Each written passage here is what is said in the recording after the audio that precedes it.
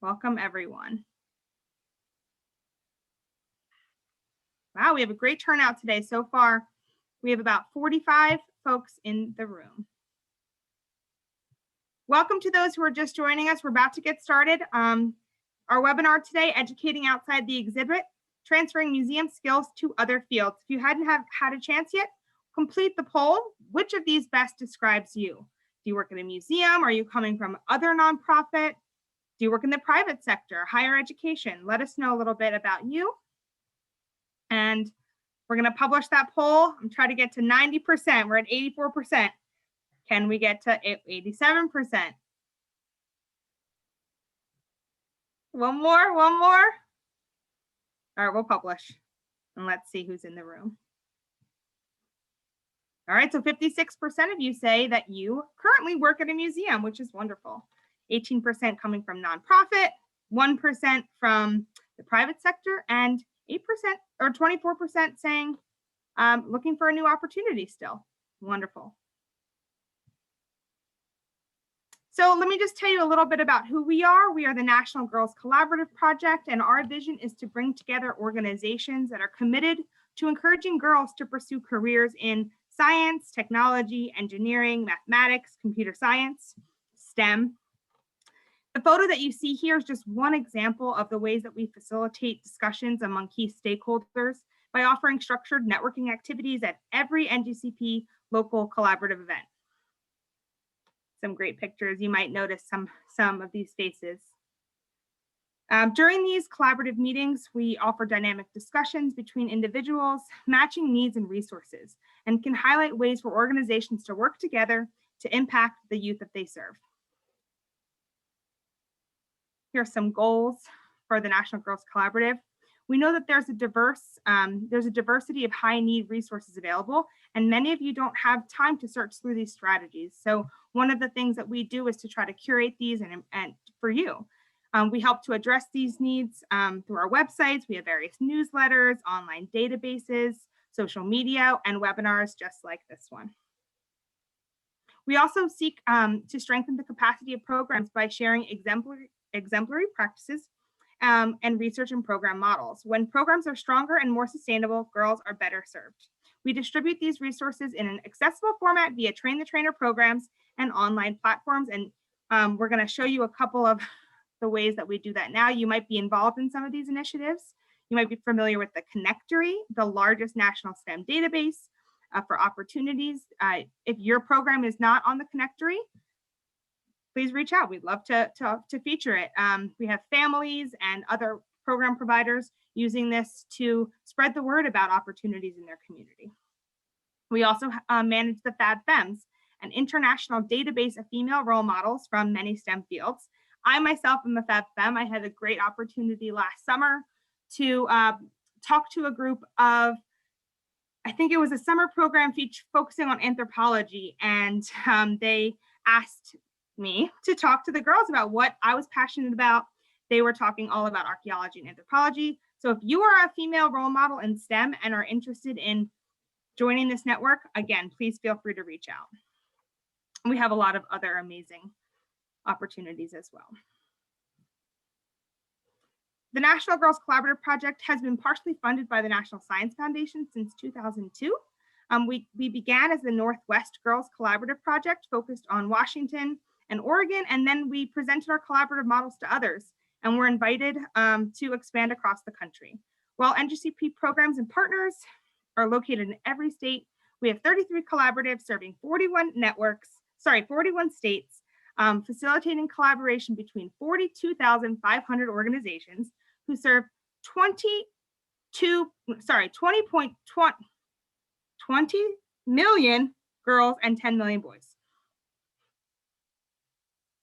What is that? 20,200,000. There we go. That's what I'm trying to say. We are pleased to be able to offer you this webinar today in partnership with museumexpert.org. And I'd like to now introduce Walter Stavelutz, founder of museumexpert.org, who will tell you a little bit more about his organization and the mission and the goals. Welcome, Walter. Thank you, Tara, and thank you to the National Girls Collaborative Project for organizing this with us. And this is not the first one, and hopefully not the last one of the webinars that we will do together. I am Walter Stavro. I'm very shortly, I have been for 10 years the executive director of EXCITE, the European Network of Science Centers and Science Museums, before coming to the United States and becoming the director for international relations at Aztec for 13 years. And now I'm self-employed and as a consultant in the field of science engagement. And a year ago, when this COVID happened, and I saw the impact that it had on the people working in museums, and especially how many of them had to lost their jobs or were furloughed, or we speak about 10,000 of people. I thought that something had to be done. Many people thought it was terrible that that was happening in the museum field, but it was also the feeling that, well, everybody's hurting, so you know that's what it is. And I thought that's maybe not good enough, because there is a lot of skills out there, a lot of expertise, a lot of people who wanted to contribute to restarting the field, to think about the future and want to be part of the reopening whenever that happens. So I thought maybe I need to create something that makes that supports that. And the first idea was to create that platform where people out of work could put their profile, and employers would be able to go and find someone whenever they had short time or smaller time types of jobs that they needed to fill, because they had let off so many people that they could not necessarily respond to everything that came their way. And so that was the initial idea. So sort of a dating site between people out of work and employers who needed the kind of support for that work. And very quickly discussing with the people who were there, because I was really willing to create a relationship with these people and not just creating a platform where they could provide their profile.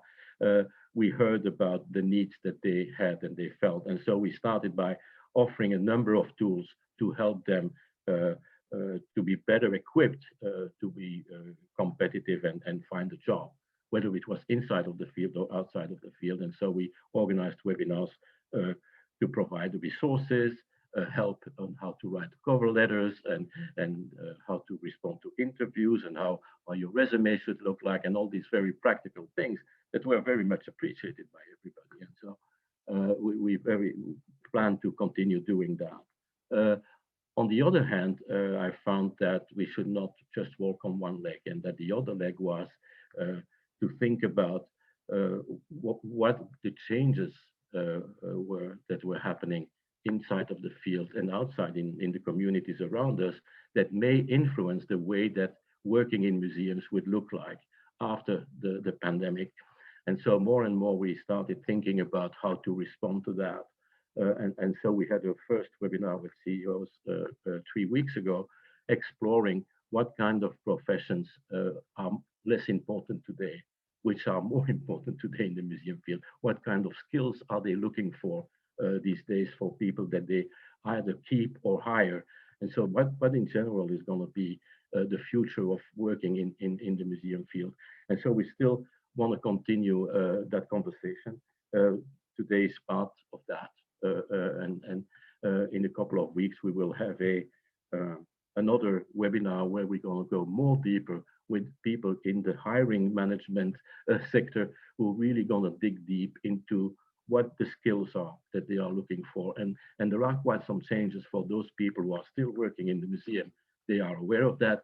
And those who are not working should be aware, because they may think that there are things that they need to do, not only have a good resume, but changing things and the way that they look at their own skills and how they could actually perform in a museum in a new environment. So we hope that we can contribute to that, so that everybody is the best possibly equipped to be working in museums again soon. Thank you so much for that partnership. And I'm looking forward to hearing what our colleagues will say here. Thank you so much, Walter. Yeah, so as Walter mentioned, these series that are being brought to you by museumexpert.org, they build on each other, and you can find recordings of each of these on their website. Actually, Walter can tell you where to find the recordings. They will also, this one in particular will be on the NGCP YouTube channel, but we'll make sure to send out those recordings. Go ahead, Walter. We have a YouTube channel, so you can just go YouTube and museumexpert.org and you can find them all. Wonderful. So today's panel these are our 4 panelists. I'm going to introduce them in a second. 3 of them are former museum employees. They've worked in museums across the country and have now transitioned to other fields. And so this panel is all about kind of that transition. And we're also joined by Pamela Robinson, who is a talent acquisition specialist, to kind of put the lens from a recruiter onto this conversation. So let me introduce this wonderful panel. The first person I'd like to introduce is Jerry Truskin. Jerry is the Director of Partnerships for the Center for Data-Driven Discovery in Biomedicine at the Children's Hospital of Philadelphia. Previously, she was the founding director of the Philadelphia Science Festival and director of museum programs and outreach initiatives at the Franklin Institute, a science museum in Philadelphia. Jerry is passionate about building multi-institutional, citywide, and national initiatives through collective vision, cultivating mutually beneficial partnerships to enliven the community and galvanize staff around a shared mission. Welcome, Jerry. We are also joined by Eric Reyes-Steinweiss, manager of STEM programs at Girls Inc. of Metro Denver. He grew up in the Los Angeles suburbs before attending the University of California, Berkeley, where he earned a BS in environmental science, policy, and management. Eric has a long history of working in museums and informal science education, having held positions at the Headlands Institute, the California Academy of Sciences, the Denver Museum of Natural, and the Denver Museum of Nature and Science. While Eric has an extensive history of organizing special events, along with community fairs and festivals, he is especially passionate about creating opportunities and mentoring youth who are underrepresented in STEM. His position with the Girls Inc. of Metro Denver allows him to successfully combine his dedication to youth mentoring and extensive knowledge of informal education. And in his spare time, he loves to camp and explore the beauty of nature, of the natural world with his new husband, Matt, and pup, Charlie. I wish we had a picture of Charlie. I'd love to see what Charlie looks like. Welcome, Eric. We're also joined by Mimi Fuchs. Prior to JCMP, she worked at, Mimi is a GAN graduate fellow in systems engineering at Drexel University and also an IFFEN ambassador, which is one of the NGCP programs. Prior to JCMP, MT, she worked in telescope operations and public outreach in Hawaii. We're all very jealous of Mimi for the time she spent there at the Smithsonian Astrophysical Observatory Sub-Millimeter Array. Before moving to the Big Island, Mimi enjoyed making science exciting and accessible as a science interpreter at the Franklin Institute and as an educator at the Museum of Life and Science in Durham, North Carolina. She received her BA in astrophysics from Haverford College and is currently a GAN graduate fellow in systems engineering at Drexel. Mimi is formerly, you know what? I already said that. You are a former telescope specialist. So Mimi brings a unique perspective. And finally, we are joined by Pamela Robinson, an executive recruiter and talent acquisition manager who has over 13 years of recruiting experience. While the majority of her recruiting and leadership knowledge has come from helping communities build and develop their teams, she is passionate about helping those who are transitioning to a new career. Pamela understands the obstacles, both real and perceived, that those who are starting a new chapter experience. She provides guidance based on data, industry knowledge, and her own experiences. Wonderful panel, and we're going to get started with our first question. How did you choose your museum career, your out of museum career, your new career? Or did it choose you? And how did you know that it was the right step? I'm going to stop sharing my screen so we can see everyone's faces. All right. So hi, everyone. Thank you so much, Tara, for such a lovely introduction. Again, my name is Mimi Fuchs, and I spent years working in floor programs at a science museum, and then I went and switched to a more technical role working at astronomical observatories. And so I really think about this question while thinking about a few different things. First off, for me personally, I feel like the job kind of chose me. I saw a really wonderful opportunity to do mostly technical work at an observatory. I've always loved doing both science as well as community engagement. And I saw this as an opportunity where I could switch primary roles. In a science museum, you're doing education and accessibility full time. this role, it would maybe be 15% of my time, but I really got to see if I liked doing something else, and that was important to me. So would I regret not taking this opportunity was something I considered, and the answer was yes. I think I would regret if I didn't take it. The other thing I asked myself was, what would I be missing if I left the science museum? Because I think we all can relate to the fact that working in science museums is so special. When anyone asks me what it was like, I often will joke, I can't believe someone paid me to do this, because it is truly a unique and fertile learning environment, not just for the folks you're serving in the community, but for all the educators you're working with. So I found it to be extremely challenging to think about leaving my science museum career. But the two questions that really drove that were, are there opportunities to advance in my science museum? And do I need to wrap anything up here at this current institution? And I think that maybe some of you can relate to the fact that I saw myself working in floor programs. I had the most brilliant colleagues, and the leadership was incredible. I didn't see leadership individuals thinking about vacating their position. And even if they did, I didn't see necessarily there was a path for me to grow where I could stay at my institution. And it really seemed to me that in order to advance at the institution I was currently at the time that was the Franklin, I would need to leave and go somewhere else and build my skill set, and maybe then I could come back. So I think that was like a really big driver, was recognizing that potentially if I stayed, there could be opportunities to advance, but they were not obvious to me. That was a driver for me to leave. And the last thing was this feeling of, is there anything I really need to wrap up? There's always, so much creativity that I felt like went on at the Science Museum. And there was considerable freedom to take on projects that I found exciting and meaningful. And so I think that's a really hard thing about leaving a science museum, is recognizing that you're going into an environment that may not be as fertile for those kinds of projects. So that was really hard question to ask myself, but I think it was an important one for me to think about, to consider before I was able to say, yes, I've been at this institution for 4+ years. I've gotten to do great things. I'm ready for a different challenge. That's wonderful. Sounds like that self-motivation was a really important factor in your decision to move on. Eric or Jerry? Yeah, go ahead, Eric. Yeah, thanks.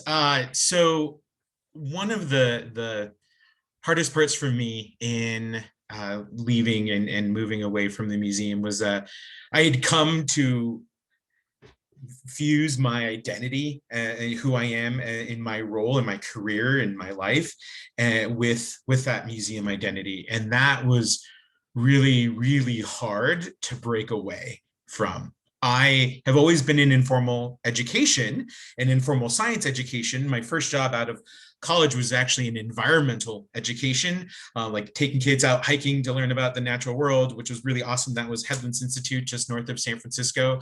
And it was more like I stumbled into the museum field when I realized that I could do that and not be exposed to the wind and rain all day long. And it was wonderful and it was brilliant. And in that process too, I started working more intentionally with young people in positive youth development. And so I got to see this piece of like, I could be an informal educator, but also a youth developer and youth development professional. And I, merged those two in the work that I was doing. And the last role I was in, it was a little bit more of the informal educator, but community engagement. And so it was, I'd gotten to that point where, similar to Mimi, I didn't see any advancement, any growth. And it was a really hard process to see myself as an informal science educator, a youth developer, and like a museum person, and to extract the fact that I could do these other two things not in the museum. And that was a really hard process. Seeing so many wonderful people that are joining today that I consider friends is really hard. And you were the people I look forward to every year at the ISEC conference, but it was really this, I can see myself in other settings too, in other places. I really miss the Aztec and the museum community, and who I am does not need to be tied intrinsically to being in a museum. And that was one of those realities that was hard to accept, but I needed to. And that's how I landed at Girls Inc. as STEM managers, still doing informal science education, and still doing youth development work and community engagement. And those two things allowed me to still be myself and be true to my passions, and realize that it didn't have to happen in a museum. And so it was a big leap, and I'm so glad that I am where I am, because I feel like I'm still affecting change, and want to be able to continue to do that. Thank you so much. Both of those were amazing insights. I should have mentioned I am a former museum girl myself, so those identity pieces are certainly resonate with me, and I think that is what some of the most powerful parts about being included in this community, and some of the hardest parts about leaving it as well. Okay, our next question, and these all kind of go together, but as you've transitioned, what were some of the adjustments that you had to make? What was surprising to you in a positive way, and what was challenging? And feel free to jump in, whoever would like to jump in. You can start with this one. Great. So, I transitioned to my new role in October. So I think that some of the transition pieces that were most challenging were probably the most challenging for anyone who started a new job anywhere in the world in the past year. Learning a new role remotely and figuring out how to have relationships and learn from my new colleagues was it's strange and required a level of patience and I think vulnerability that I didn't necessarily need as much when I was working with colleagues who I'd worked with for a decade. So I think that transition, and I think Eric, what you said about belonging was so just on point. And I think, I don't know if museums are different in that way, but I would say that that's actually been the biggest transition, I think, is that, I was working with and leading a team of really silly, wonderful, passionate people. And, no matter how you cut it, working at a children's hospital, doing data-driven discovery work, it's just not silly. Like and there's not. Yes, I felt at home when my colleagues started. They have a joke of the day Slack channel, and I was like, I'm here for it. This makes sense. These people exist. I see you. But it's that transition of like, the decision we had to make at the museum one day or over a week. It's like, what are we going to blow up on Saturday? Like, how's that going to work? Versus like, talking to a parent whose child has a brain tumor is like a totally different kind of work. However, I think that I'm able to find such a sense of meaning in the work and recognize that my colleagues have that same degree of passion for what they're doing and can relate it to their audience in a similar way. And I think that exists across mission-driven work. If you don't just see that in museums, I think you can find that elsewhere. And when I was looking at different roles, that was something that was really important to me, that the people who I was going to work with were committed to the mission. And that's been really wonderful to see. I think also, along the lines of that sense of belonging, I think I aligned so closely with the mission of the work that we were doing in the museum that it was really hard for me to think about what I could do that would be different.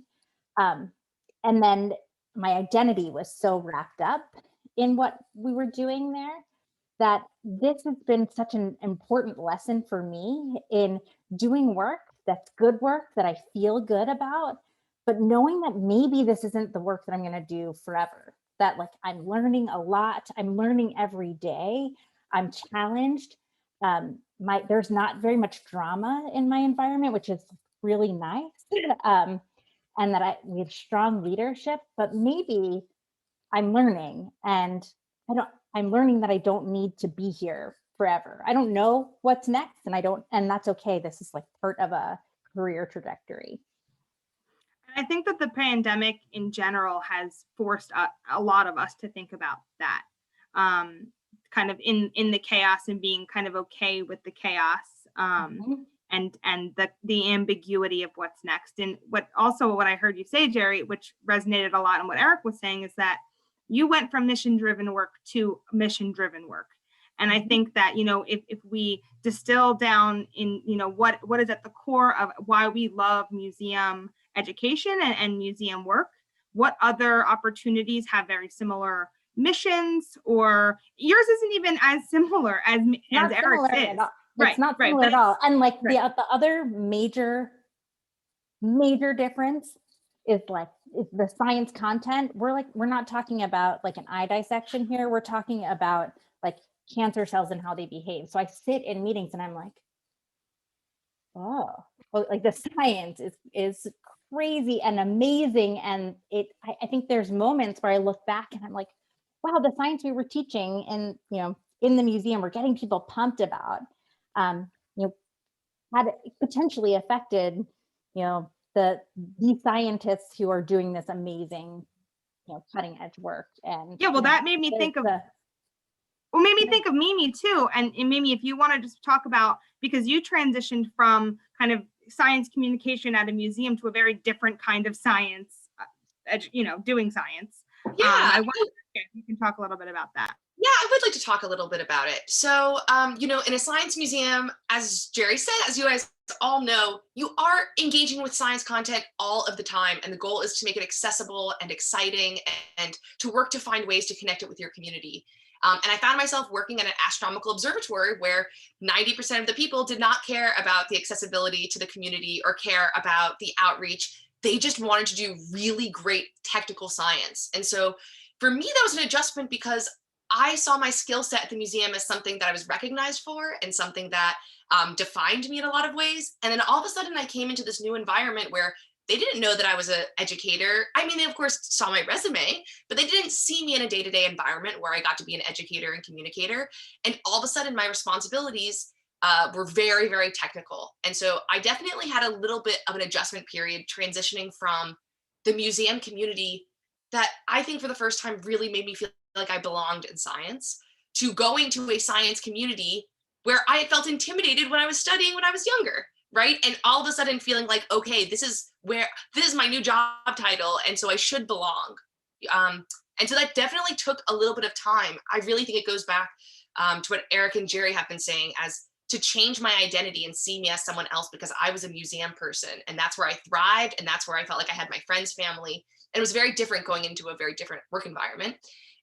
But I do want to say, guys, I cannot tell you the number of times that I have been in an extremely technical environment and someone will allude to my science education background and my museum background. So my first job interview I had, where the job title was astrophysicist, the first question they asked was, wow, you used to work at the science museum. We don't really have anyone with an education background. That'll be good for us. And then I had another interview recently, this is maybe 4 weeks ago, with a technical NASA person. And they said, you know what, I looked you up before this. Before I became a, PhD data analyst, I was a physics wizard, and they told me about their connections to Science Museum. And I think it is this thing where even if you don't identify as someone who worked in a science museum people love to find other science museum people. And so I found myself in this technical environment where people continued to connect with the museum community because it made them feel connected to science. And two, I started to see ways where naturally I was able to showcase my education and community engagement background, and it was really needed. Whereas at a science museum, all of us had these skills in terms of presenting, in terms of making science a little bit more accessible. Here I was one of the few people, and I found myself be able to move into niche roles because I had that skill set that was so different from my technical counterparts. And that is something that I really highly recommend to everybody who's maybe moving into a different field. Maybe it is still in informal education, maybe it's mission-based work, but slightly different. your skill set as a communicator, as a science educator, as a museum person is so valuable in every field. And if they don't recognize it right away, I think they will, very quickly, once you start to demonstrate those skills, they're going to start putting you as the point person for the things that speak to that skill set. And I found that in my experience, and I really think that is probably going to happen to all of you if you move into a different field. These skills don't go away. They don't stop being they don't stop being important. Maybe you have to adapt them a little bit, but they are going to be highly sought after, regardless if you're in a museum or not. Amazing, Mimi. And actually that, I'm looking in the comments, and I think Alice mentions that people from outside of the field have a hard time maybe understanding what those skills are. It sounds like that might be true in some ways. And so I guess my question to all of you is, how do you market yourself? How do you understand you understand your own value as museum educators and kind of the unique skill set that you might have that others don't necessarily know about? How did you market yourself in your current jobs with that skill set? I have a lot to say about this, but I want Eric to go first because I think that he made such a thoughtful transition to his role that I'll pop in after. Yeah, thanks, Jerry. I will fully acknowledge that my transition into youth development, I'm still a STEM educator, still doing informal science education. So it wasn't that big of a transition for me, but I think the process that I went through was really important. And it's something that I've shared and counseled other friends on who are in similar roles of needing to transition out of the museum experiences, whether they chose to or it was chosen for them. In that, I'd come to the point where I realized there are only so many museums where I live. I'm in Denver. There's 2 other large culturals. There's a few other smaller cultural institutions. And there weren't many people and many roles in my field. I had to think about something outside of museums if I wanted to grow, if I wanted to thrive, if I wanted to feel valued and supported. And it was really important for me to come to that realization. There's not a lot of people there's not a lot of roles out there for me. So what I did was I thought about what are those assets? What have I been developing? What's that PD I've been doing? And how can I apply that in a different context or a similar context, a parallel context that will be valuable. I love what Mimi said about if you're in a hard science, they have a hard time communicating their science sometimes. And you as a science educator can do that easily because you have that experience. And for me, one of the biggest things I remember in my second and final interview, I did it with girls there. And my now director said to me, oh, you know what you're really great at is the relationships. I developed my ability to form relationships and connect with people and find community. Who can I do because of my work in the museum? And I could take that into my new role, but the fact that she identified my ability to develop positive relationships with the girls, with staff, within my connections in the community because of my work in the museum. There were so many times where someone's like, oh, this woman is on our board. I'm like, oh, I know her. Yeah, I worked with her at the museum. And that was that was easier for me because again, it was a parallel kind of field. And it was one of those things that I had to identify. This is my selling point. This is how I can market myself, how I can sell myself. These are the skills that I know can work anywhere. And I need to be able to sell myself and convince these other folks that this is an asset to them. And I mentor and work with young women in high school, and we're working with them on resume and interview skills, and that identification of your strengths is not tied to your job. That identification of strengths is tied to you as a person and the skills that you've developed through all of your career, all of your job experiences, and the way that you package that for others is so important. And that makes me also think, one of the, I feel like maybe stereotypes of being a museum educator is that we're kind of a jack of all trades. You know, we have wear many hats. How many of us have heard that phrase that is just needs to never be said again, but I just said it. But yeah, so that, you know, I think there's something there to be marketed and to position yourself that way. Jerry, what were you going to say on this topic? So a lot of what Eric covered, but you know, I actually started, as he was talking, I was making a list of some of the things that I've said to hiring managers in the past 6 months. So I've had the privilege of providing references for, I don't know, maybe at least 12 different museum educators or program managers, or, you know, people who worked with me in the museum over the past year.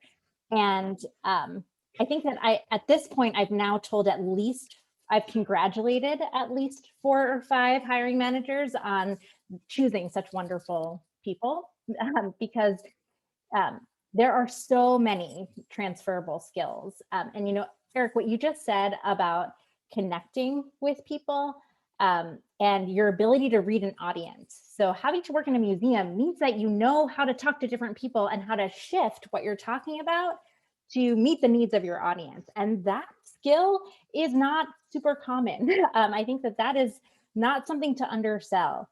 I had a colleague the other day say, why are your meetings, the meetings you run, so much better and more fun than the other ones? And I was like, because those are run by scientists. Like, they're wonderful. And I'm not trying to go in and do the research that they do, because I can, but I can run a meeting that's more entertaining, because that's what I do. And they were like, oh, okay. Yeah.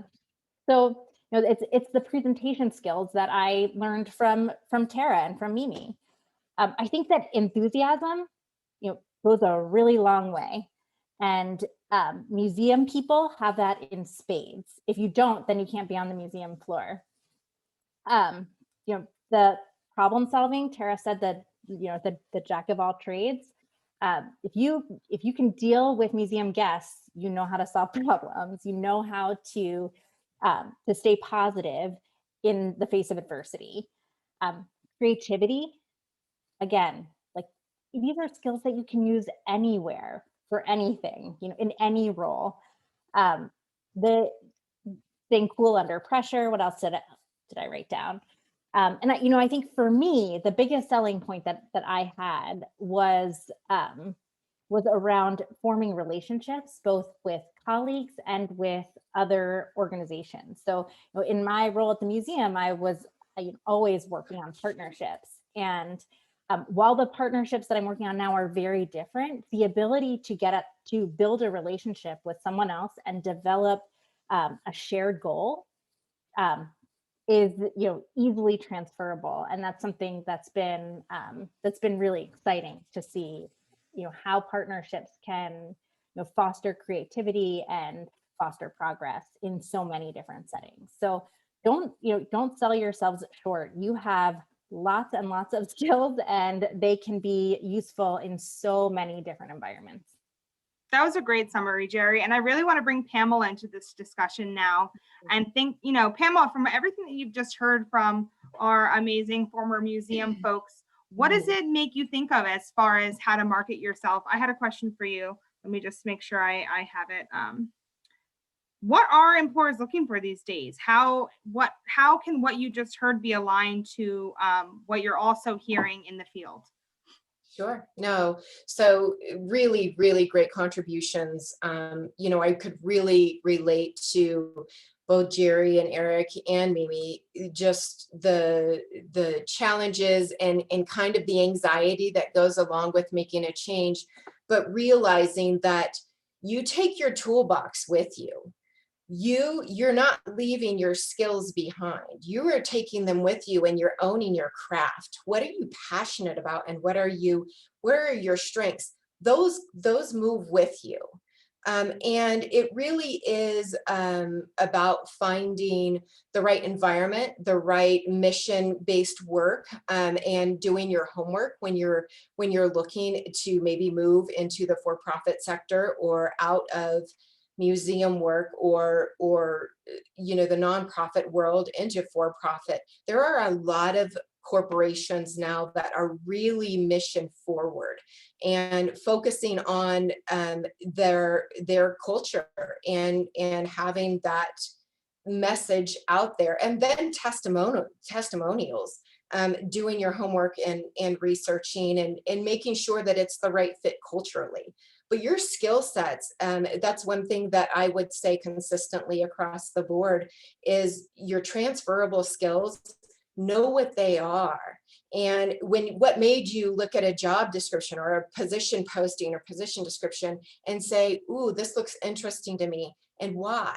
Why do you think that this role might be the role for you? Look at those transferable skills and really, really own them. I tell candidates and even my entire recruiting team, own your craft.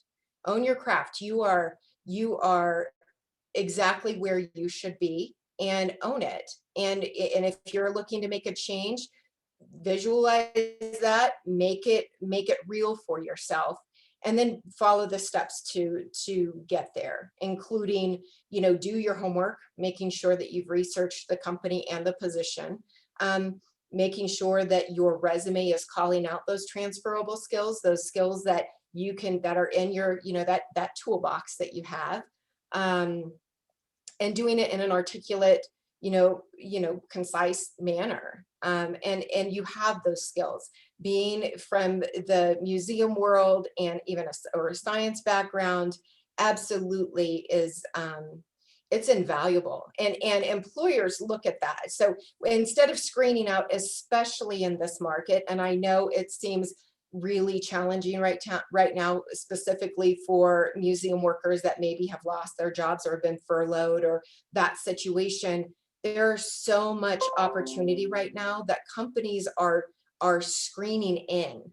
So rather than looking at someone's resume and saying they're not a fit because, ABC, they're looking at a resume and saying, this is why this person is a fit.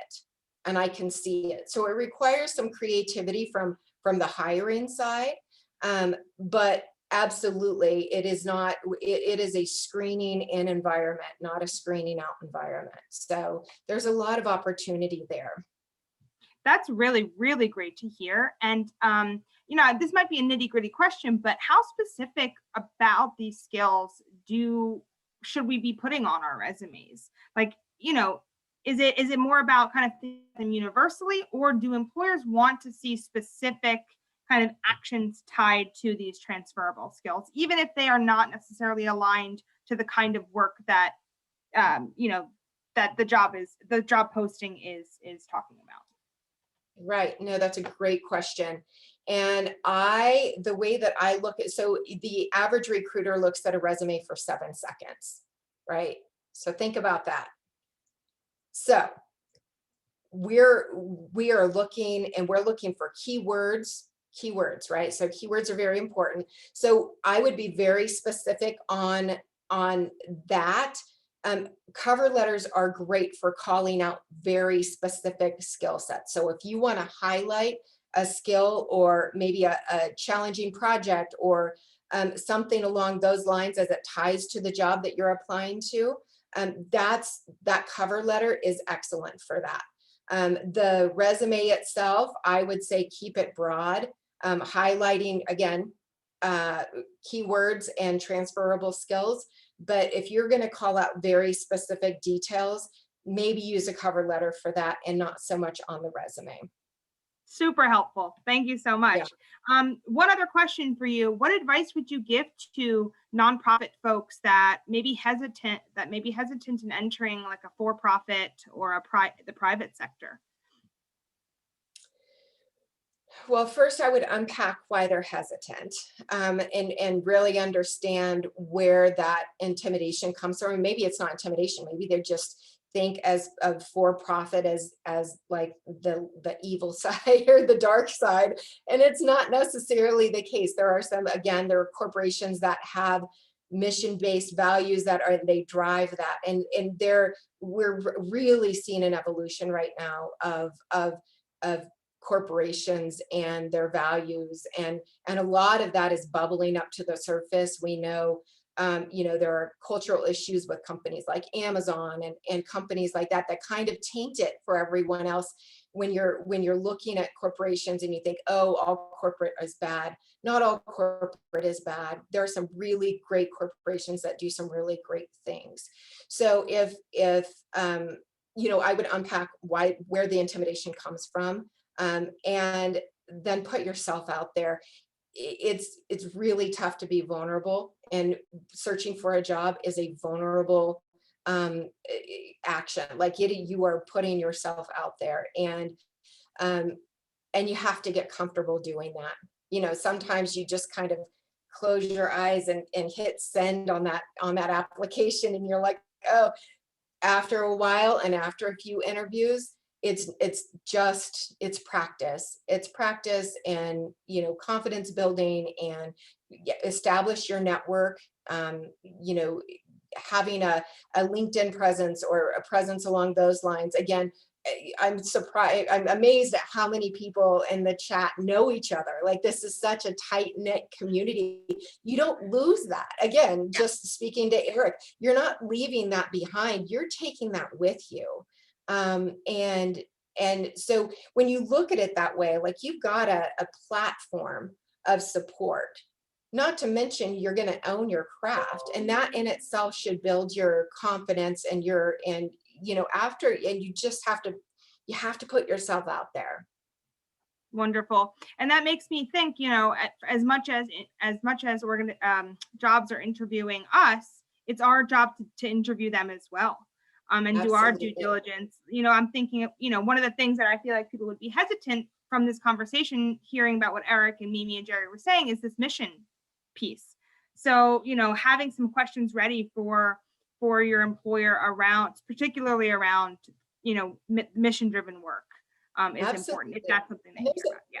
And there's a lot of data out there, and there's a lot of platforms that are accessible to employees. This is an employee market. And again, I know it might not seem that way if you're looking for work and you've been looking for a while. There's resources like Glassdoor and LinkedIn. You can go out and read reviews on LinkedIn now. Like, there are a lot of platforms where information is readily available to candidates that are looking, or folks that are looking to make a change right now. Great to hear. Okay, my last question, then we're going to get to Q&A. This is for everybody. What is one piece of advice that you would give to somebody looking to transition out of museums into another career? Let's start with Mimi.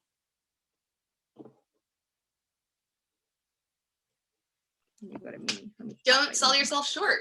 Museums, like we have been saying this throughout this entire webinar, that you have an incredibly useful skill set because you worked in a science museum. You're so adaptable. You have, I saw in the chat the other duties as assigned, resourceful, interdisciplinary, like these are all incredibly important wherever you go. And so I regularly think to myself, even though I'm working for the last 5 years or so in a mostly technical environment, I always, on a regular basis, if not every day, every week, I am relying on my communication, my outreach, my partnership skill set. So I think don't think that it is going away. Remember that you'll adapt it to your next role. Wonderful. Eric. On the flip side of what Mimi was saying about not selling yourself short, don't limit yourself in where you want to look and the new fields and the new areas. There was a thing like, I wasn't sure what job search or what title to search for. Just throw it, like, I looked community and director. And I was like, I'm going for it. I was a coordinator for a long time, manager, director, like that was the extent of my search. And I let it take me and see where things landed. And I'm okay, great. I'm going to apply for this, and that. So don't limit how open you are. Be as open as possible to new directions outside of the museum. Love that. Jerry. Use your network. So this, as Pamela mentioned, this just in this chat, there are so many people who know each other. This network, the Aztec community, and then beyond, is connected, and we want to support each other. I have been blown away by how supportive so many of my former colleagues have been to one another, and then how supportive they are to others in the community. So use it. People want to help you. You have more relationships than you know. Sit down, look at LinkedIn, and think about who else you know and who else you should be connected to. And anytime you see a job that you're interested in, see if you can identify somebody who's there, who's at that organization, and make that personal connection, because it goes such a long way. Every interview I had was what happened because I knew somebody who connected me directly to the hiring manager. Absolutely. And Pamela. So I was going to say network, but that's okay, Jerry. I would say position descriptions or job descriptions are a wish list.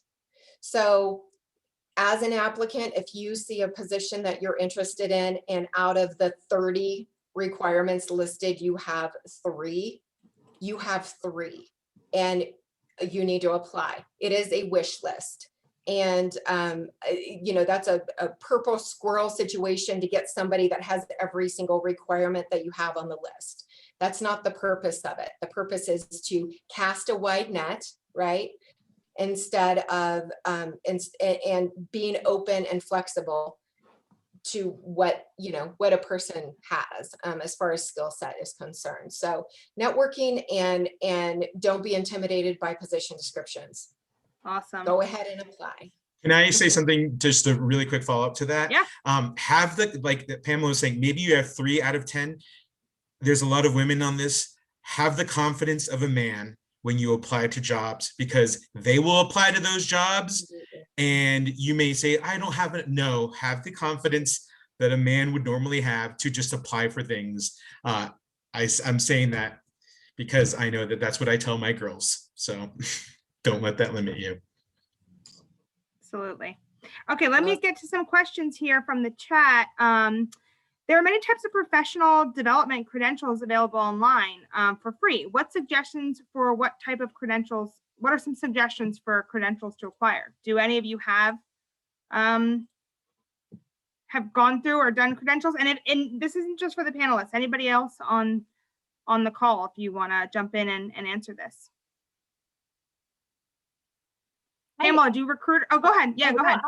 So I don't have specific credentials beyond my experience in education, but something I often counseled staff on was project management experience and project management certification. I think that I see that now too in a lot of my current colleagues, that we have a lot of project managers, and I think that is the future. Even in a gig economy, there's always going to need to be project managers who bring things together. And I don't know, I think there are a few of you on the call that I insisted get project management training. So that's great. Yes, I think that is something I've definitely noticed. Go ahead, Mimi. On that note, also, if you are currently employed and can get your employers to help pay for that certification, because you will use it then, do it. I feel very lucky that I've had opportunities in the museum world and other jobs where I've been able to get professional development paid for through the institution. So if you're an institution, make a case that you will need that PMP certification, and then that'll be something else in your toolbox for whether you stay at that job for a decade or whether you leave a few years after. That's great. And I know, ask your manager. There probably are professional development funds that are earmarked for things just like this, even within small budgets. The question from Linda, which I think actually will be answered in the next webinar series with Museum Expert, which is, do you have information on how museums have changed and the new skills needed in a post-pandemic environment for museums to be sustainable and relevant? And I believe the next webinar is all about exactly that. Am I right, Walter? Let me unmute. Yes, indeed. And as I said in the beginning, we are really looking to the changes that have occurred during the pandemic, because some positions in the museums have evolved because of the way that museums have operated, and some of that operation mode, they're going to keep going after the reopening. So some professions and some tasks will become more important, and others may be fading away a little bit. But there are also changes outside of the museum field. The relation to the community, the expectations from the visitors will probably be different in the coming months.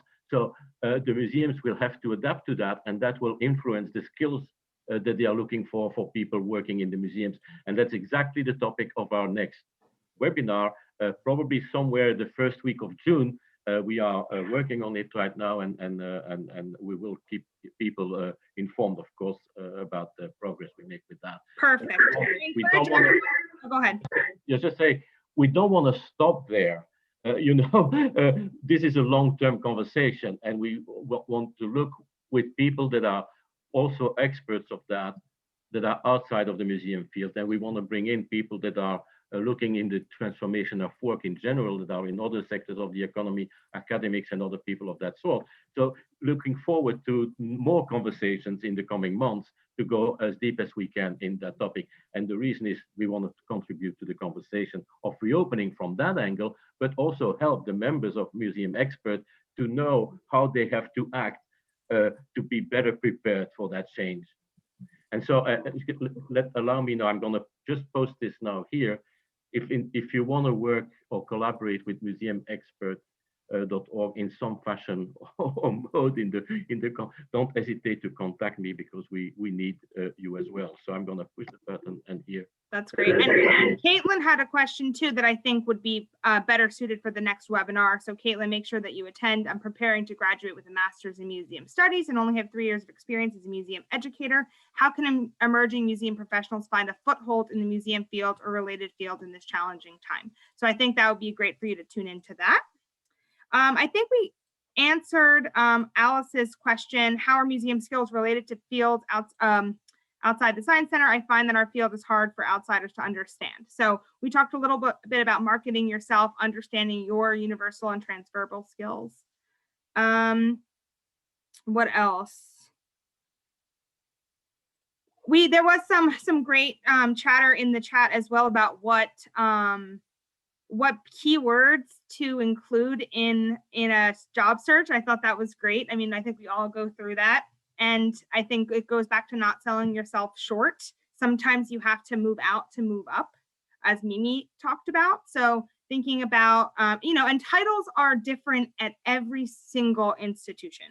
We all know that. So, focusing less on the title and more about the skills and what the job is looking for, I feel like is great. So don't sell yourself short and cast a wide net, as our Mimi and Eric have told us. And any other questions? Feel free. We have 2 more minutes if you want to just unmute. We can have time for one more question. Did I cover all the questions, Marissa? Oh, no. Lahiri had a question. Have any of you asked for informational interviews or had or have opinions on them? And I think we had some chatter in the chat about that as well. Any last questions? We totally covered it in the chat. We totally covered it in the chat. Good. I'm so glad. That's how great we are as educators. We're like monitoring that, answering, and that's why we're educators. Exactly. We can wear many hats. We wear many hats. We are jack of all trades. Don't put any of those words on your resume, okay? None of those buzzwords, but you could think them in the back of your head. Okay, let me just go to my one last slide here. This is, I know Walter mentioned the webinar that museumeducator.org has coming up, which please join their Twitter, their LinkedIn to get information about that. We also have a webinar coming up, Girls Steam Ahead with NASA, on May 11th, and Celebrate Global Access Awareness Day on May 18th. You can sign up for those on the NGCP event system. I just want to have a really big thank you to our panelists today. Thank you, Jerry, Mimi, Eric, and Pamela. Thank you to Walter. I hope this was a fruitful discussion for everyone, and we'll be posting this on YouTube. Thanks, everyone. And I also thank yes, of course. Then I also thank the National Girls Collaborative Project to work with us and to bring webinars of that level of interest to the field, because thanks to these collaborations, we are able to do that, and I'm really glad that we have worked out that collaboration. So thanks for now, and all the speakers as well. It was emotional by moments, but very informative as well. So I think we all leave here with a very good feeling, and thank you again, the speakers. Thank you so much. And make sure to fill that the survey in the chat. And yes, I agree. If there's one thing that museum educators are, it's emotional. And that is what I love about us. So mwah. Thank you all. Thank you all. Thank you. Thank you. Thanks, Tara. Bye, everyone.